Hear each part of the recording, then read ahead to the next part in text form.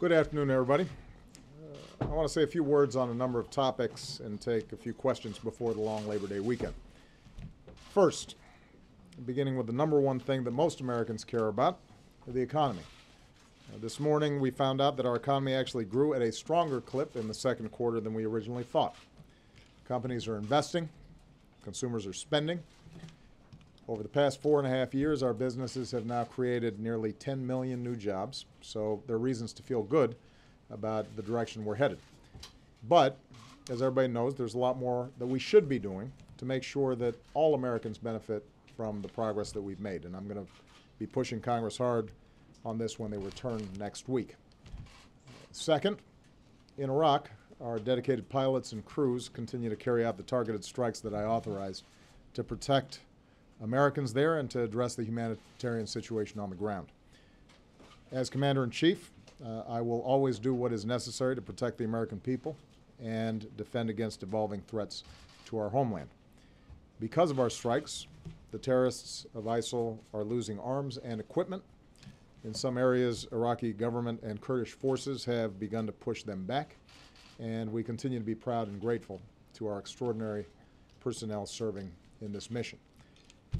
Now, ISIL poses an immediate threat to the people of Iraq and to people throughout the region, and that's why our military action in Iraq has to be part of a broader, comprehensive strategy to protect our people and to support our partners who are taking the fight to ISIL. And that starts with Iraq's leaders building on the progress that they've made so far and forming an inclusive government that will unite their country and strengthen their security forces to confront ISIL.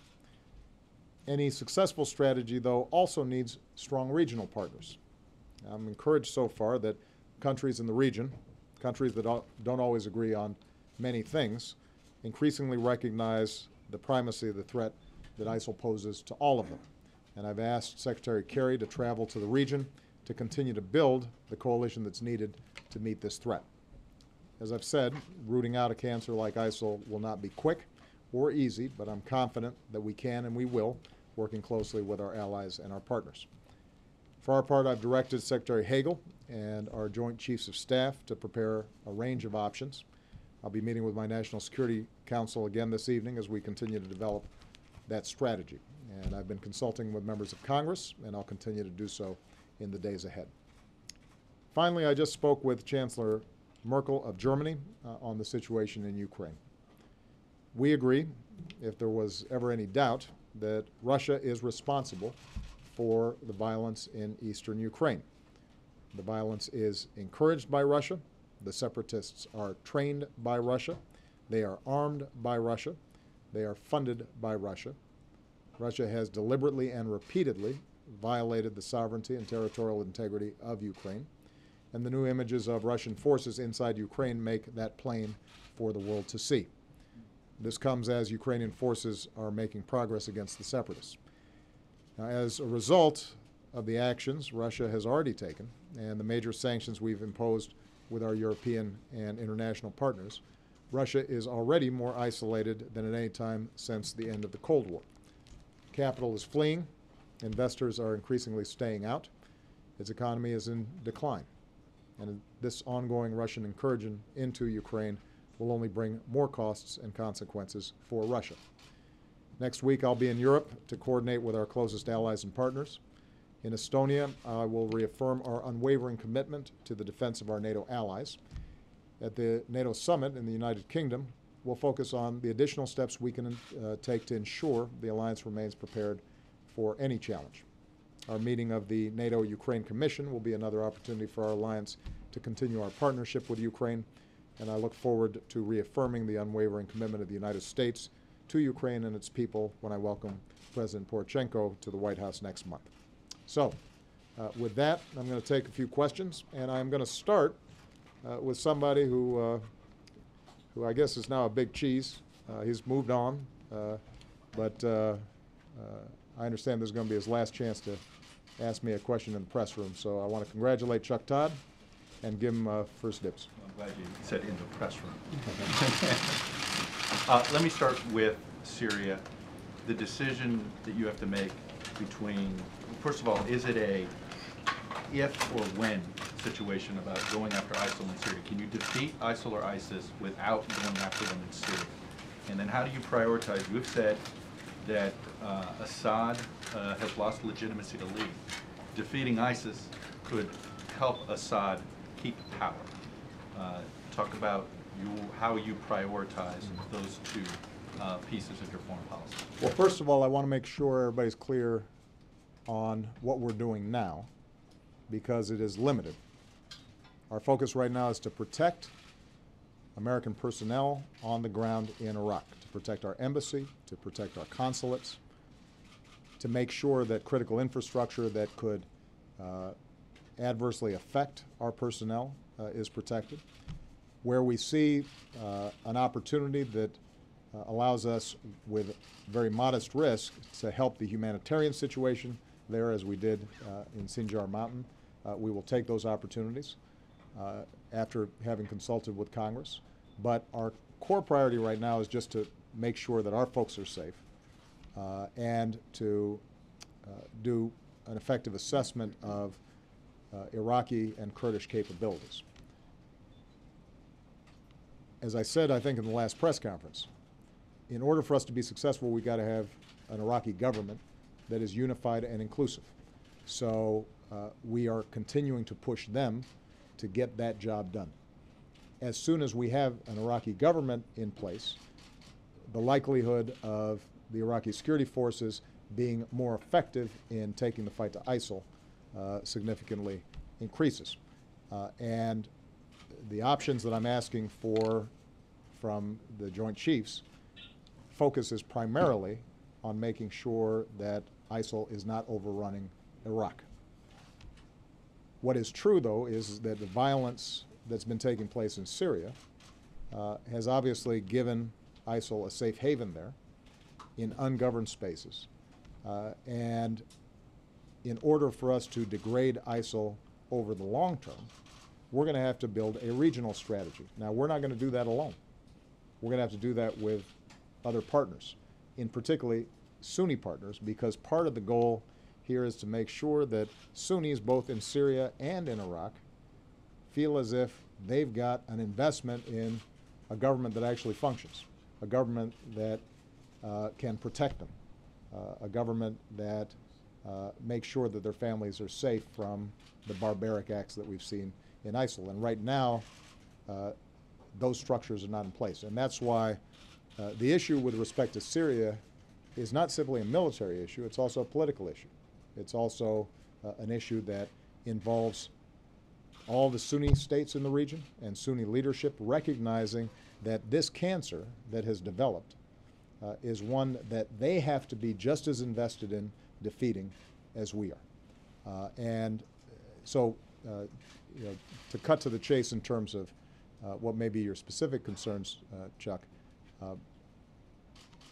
my priority at this point is to make sure that the gains that ISIL made in Iraq are rolled back and that Iraq has the opportunity to govern itself effectively and secure itself. But when we look at a broader strategy that is consistent with what I said at West Point, that's consistent with what I said at the National Defense College, clearly ISIL has come to represent the very worst elements in the region that we have to deal with collectively. And that's going to be a long-term project.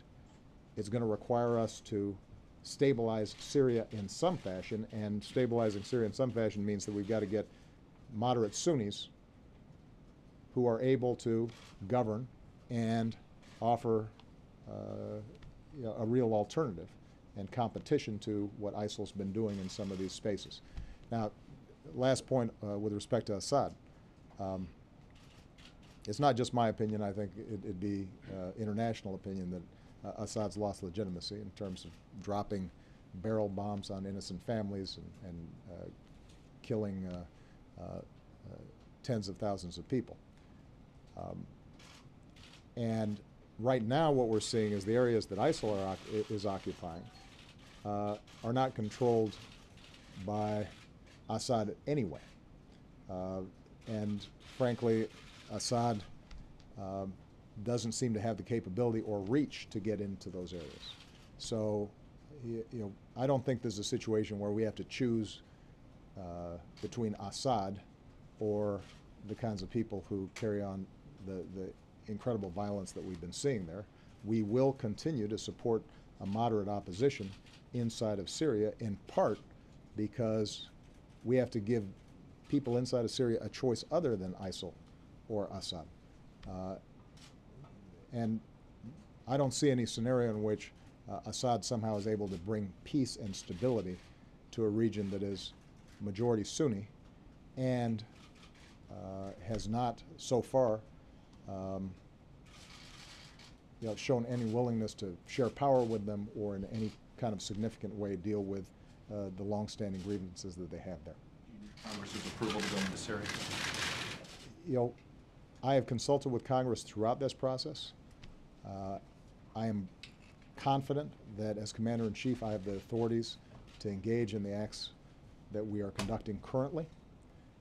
As our strategy develops, we will continue to consult with Congress, and I do think that it'll be important for Congress to weigh in, and or that our consultations with Congress continue to develop so that the American people are part of the debate.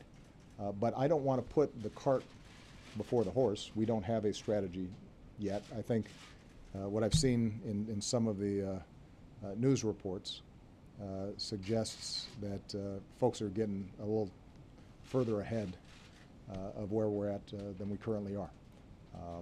And I think that's not just my assessment, but the assessment of our military as well. We need to make sure that we've got clear plans, that we're developing them. At that point, I will consult with Congress and make sure that their voices are heard. But there's no point in me asking for action on the part of Congress before I know exactly what it is that is going to be required for us to get the job done. All right. Colleen McCain-Nelson. There you are. Do you consider today's escalation in Ukraine an invasion? And when you talk about additional costs to Russia, are you ready at this point to impose broader economic sanctions, or are you considering other responses that go beyond sanctions? I consider the actions that we've seen in the last week a continuation of what's been taking place for months now. As I said in my opening statement, there is no doubt that this is not a homegrown indigenous uprising in eastern Ukraine. The separatists are backed, trained, armed, financed by Russia. Throughout this process, we've seen deep Russian involvement in everything that they've done. I think in part because of the progress that you had seen by the Ukrainians around Donetsk and Luhansk. Russia determined that it had to be a little more overt in what it had already been doing. But it's not really a shift. What we have seen, though, is that President Putin and Russia have repeatedly passed by potential off-ramps to resolve this diplomatically. And so in our consultations with our European allies and partners, my expectation is that we will take additional steps, primarily because we have not seen any meaningful action on the part of Russia to actually try to resolve this in diplomatic fashion. And I think that the sanctions that we've already applied have been effective. Our intelligence shows that the Russians know they've been effective, even though it may not appear on Russian television. And I think there are ways for us to deepen or expand the scope of some of that work. But ultimately, I think what's important to recognize is the degree to which Russian decision-making is isolating Russia. They're doing this to themselves. And what I've been encouraged by is the degree to which our European partners recognize, even though they are bearing a cost in implementing these sanctions, they understand that a broader principle is at stake. And so I look forward to the consultations that we'll have when I see them next week. Okay. Zeke Miller. Thank you, Mr. President. There you are. Last year you said that you believe our democracy is stronger when the president acts with the support of Congress. In response to Chuck's question, you said you don't have the strategy yet, but you'll reconsider that going forward. But why didn't you go to Congress before this current round of strikes in Iraq? If do you not believe that that's the case anymore? What you said last year, and throughout your career, you've also said that you've raised concerns with the expansion of powers with the executive. Are you concerned that your recent actions unilaterally have maybe cut against that? No, and here's why. It is not just part of my responsibility, but it is a sacred duty for me as Commander-in-Chief to protect the American people. And that requires me to act fast based on information I receive if an embassy of ours or a consulate of ours is being threatened. The decisions I made were based on very concrete assessments about the possibility that that Erbil might be overrun in the Kurdish region and that our consulate could be in danger. And I can't afford to wait in order to make sure that those folks are protected. But throughout this process, we've consulted closely with Congress, and the feedback I've gotten from Congress is that we're doing the right thing. Now, as we go forward, as I described to Chuck, and look at a broader regional strategy with an international coalition and partners to systematically degrade ISIL's capacity to engage in the terrible violence and disruptions that they've been engaging in, not just in Syria, not just in Iraq, but potentially elsewhere if we don't nip this at the bud, then those consultations with Congress for something that is longer term, I think, become more relevant. And it is my intention that Congress has to have some buy-in as representatives of the American people. And by the way, the American people need to hear what that strategy is. But as I said to Chuck, I don't want to put the cart before the horse. And in some of the media reports, the suggestion seems to have been that we're about to go full scale on an elaborate strategy for defeating ISIL. And the suggestion, I guess, has been that we'll start moving forward imminently, and somehow Congress, still out of town, is going to be left in the dark. That's not what's going to happen. We are going to continue to focus on protecting the American people. We're going to continue to, where we can, to engage in the sort of humanitarian acts that saved so many folks who were trapped on a mountain. We are going to work politically and diplomatically with folks in the region, and we're going to cobble together the kind of coalition that we need for a long-term strategy as soon as we are able to fit together the military, political, and economic components of that strategy. There will be a military aspect to that, and it's going to be important for Congress to know what that is, in part because it may cost some money. Okay, I'll just take a couple more. Yeah. Mr. President, do you regret not moving on ISIS earlier? There is some reports indicating that most of the weapons, the U.S. weapons that they have, they got it or they acquired it after the fall of Mosul. And also, the Iraqi president said today that the Iraqi forces are in no position to stand up to ISIS. What makes you think that forming a new government will change the situation? Well, once ISIL got into Mosul, that posed a big problem, because there's no doubt that they were able to capture some weapons and resources that they've then used to finance additional operations.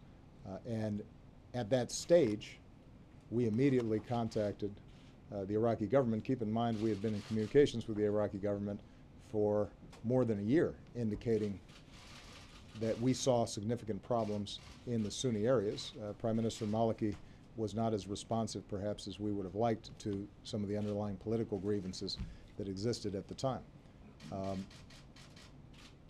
There is no doubt that in order for Iraq's security forces to be successful, they're going to need help. They're going to need help from us. They're going to need help from our international partners. They're going to need additional training. They're going to need additional equipment. And we are going to be prepared to offer that support. There may be a role for an international coalition providing additional air support for their operations. But the reason it's so important that an Iraqi government be in place is this is not simply a military problem. The problem we have had consistently is a Sunni population that feels alienated from Baghdad and does not feel invested in what's happening, and does not feel as if anybody is looking out for them. If we can get a government in place that provides Sunnis some hope that a national government serves their interests, if they can regain some confidence and trust that it will follow through on commitments that were made way back in 2006 and 2007 and 2008 and earlier about how you arrive at, for example, de-Baathification laws and give people opportunities so they're not locked out of government positions. If those things are followed through on and we are able to combine it with a sound military strategy, then I think we can be successful. If we can't, then the idea that the United States or any outside power would perpetually defeat ISIS, I think is unrealistic. As I've said before, I think I said it in the previous press conference, our military is the best in the world. We can rout ISIS on the ground and keep a lid on things temporarily, but then as soon as we leave, the same problems come back again. So we've got to make sure that Iraqis understand, in the end, they're going to be responsible for their own security, and part of that is going to be the capacity for them to make compromises. It also means that states in the region stop being ambivalent about these extremist groups. I mean, the truth is that we've had state actors who at times have thought that the way to advance their interests is, well, financing some of these groups as proxies is not such a bad strategy. And part of our message to the entire region is this should be a wake-up call to Sunni, to Shia, to everybody, that a group like ISIS is beyond the pale, that they have no vision or ideology beyond violence and chaos and the slaughter of innocent people. And as a consequence, we've got to all join together, even if we have differences on a range of political issues, to make sure that they're rooted out. Okay? Last question. Mr. President, despite all of the actions the West has taken to get Russia to pull back from Ukraine, Russia seems intent on taking one step after another. Convoys, transports of arms. At what point do sanctions no longer work? Would you envisage the possibility of a necessity of military action to get Russia to pull back from Ukraine? We are not taking military action to solve the Ukrainian problem. What we're doing is to mobilize the international community to apply pressure on Russia. But I think it is very important to recognize that a military solution to this problem is not going to be forthcoming. Now, the fact that Russia has taken these actions in violation of the sovereignty and territorial integrity of the Ukrainians has resulted, I believe, in a weakening of Russia, not a strengthening of Russia. That may not be apparent immediately, but I think it will become increasingly apparent. What it's also done is isolated Russia from its trading partners, its commercial partners, international business, in ways that I think are going to be very difficult to recover from. And we will continue to stand firm with our allies and partners that what is happening is wrong, that there is a solution that allows Ukraine and Russia to live peacefully.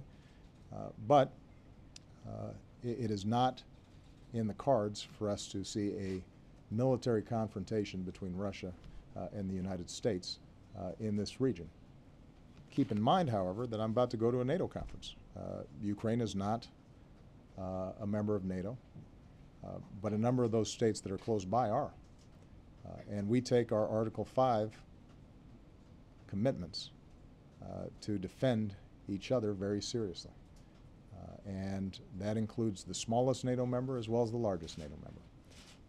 And so part of the reason I think this NATO meeting is going to be so important is to refocus attention on the critical function that NATO plays, to make sure that every country is contributing in order to deliver on the promise of our Article 5 assurances. Part of the reason I'll be going to Estonia is to let the Estonians know that we mean what we say with respect to our treaty obligations.